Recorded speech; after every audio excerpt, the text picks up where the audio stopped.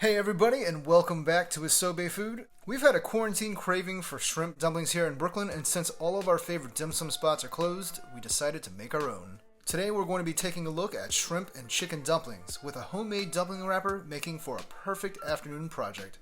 Be sure to check out isobefood.com for all the ingredients and written recipe. Let's get started.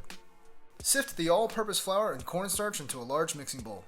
Mix in the salt and add in the boiling water.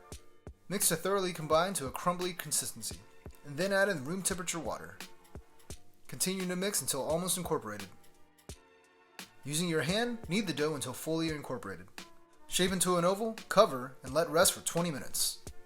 Once rested, continue to knead the dough for 3 minutes or until smooth.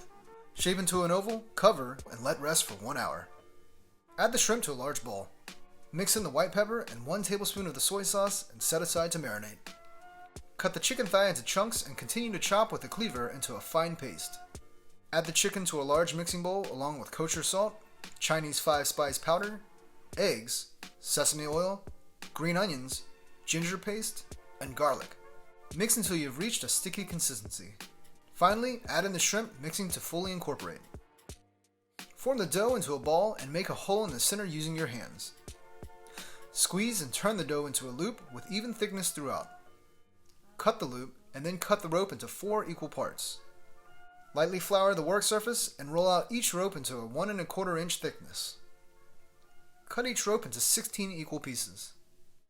Lightly dust the dough balls and press down on each one using the palm of your hand. Using a roller, roll out each piece into a circle by rolling and turning until you have a wrapper that is about 3.5 to 4 inches in diameter. Place about 1.5 tablespoons worth of filling into the center of the wrapper.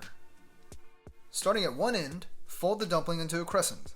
Firmly press together the edges while adding in pleats on one side every centimeter or so. Aim for about 6 to 7 pleats per dumpling. Be sure to remove excess air from the dumpling before completely sealing. Lightly press the dumpling's flat side and continue to shape it into a crescent. Continue this process laying out the dumplings on a parchment-lined baking sheet. You can freeze the dumplings for up to 2 to 3 months in a heavy-duty freezer bag. To cook, steam the dumplings for 6 to 8 minutes until the shrimp is just cooked through. I have to say, these turned out way better than expected. The wrapper is thin and perfectly chewy, while the filling hits all the points from texture to flavor. The hardest part was rolling the dough and wrapping these little bundles of joy, but a little patience pays off big in the end. That does it for me, folks. I really hope you try this out.